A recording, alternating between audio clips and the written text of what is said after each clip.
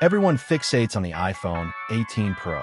Every tech channel on YouTube is arguing over titanium tints, camera bumps, and minor spec ticks.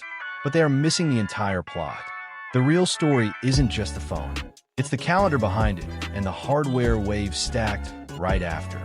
A leaked roadmap doesn't just hint at flashy device names.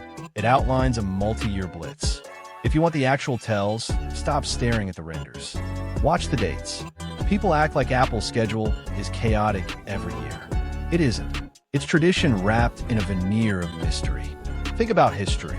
The first iPhone dropped in January 2007. For years, June was the home of Apple flagships.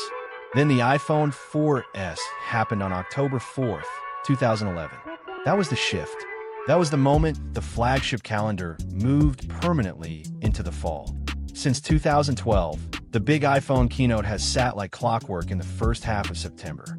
September 7th through September 14th is the sweet spot, with the one major exception in 2020 when everything went sideways and the event landed on September 15th.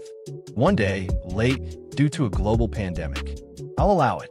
So when pundits claim Apple might completely reinvent its timeline this year, I roll my eyes. Apple doesn't alter its rhythm without severe supply chain pain. Look at the anchors. Labor Day is always the first Monday of September. Apple never schedules its keynote before it, and almost never the day after because that is crew load-in and media travel day. Early September is also packed with tech noise like IFA in Berlin. Apple hates diluted coverage. Apple wants 100% of the oxygen. Apple loves Tuesdays about 8 days after Labor Day. But remember the specific rule. When Labor Day lands on September 7th, like it does this year, the keynote historically slides to Wednesday, September 9th. It avoids the day after Labor Day trap while keeping the exact same structural vibe. Once you lock that date, the rest of the schedule snaps into place with scary precision. Pre-orders, Friday, September 12th. Get the Apple Store app ready to preload your configuration. iOS software drop, mid-September, priming developers and stabilizing the build. Retail launch/ship date, Friday, September 18th. Reviews drop a couple of days prior. And then there's the elephant in the room. The foldable iPhone, often called the iPhone Ultra. People think an announcement means immediate shipping. Apple has done split launches before. Remember the iPhone X in 2017? Announced alongside the iPhone 8, sold weeks later. Foldable hinges are notoriously difficult. Apple won't ship it if the crease looks ugly under store lights. Expect an announcement in September, with a staggered release shortly after. Now zoom out. The leaked roadmap reveals that fall isn't just about phones and watches. It's a massive wave of Macs following right behind. This is how Apple wins. It uses the iPhone event to set the cultural vibe.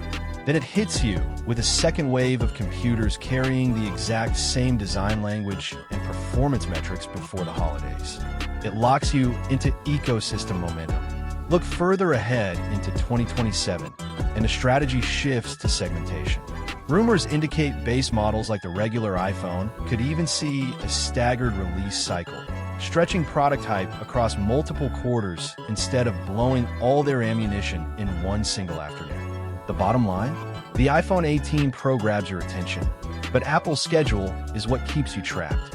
An early September keynote, fast pre-orders, a massive Mac wave, and a calculated 2027 rollout. Drop your prediction in the comments below. Which lands first, the folding iPhone shipping out, or the pre-holiday Mac wave? And what exact date are you locking in for the September keynote? I'll pin the sharpest call. See you next one.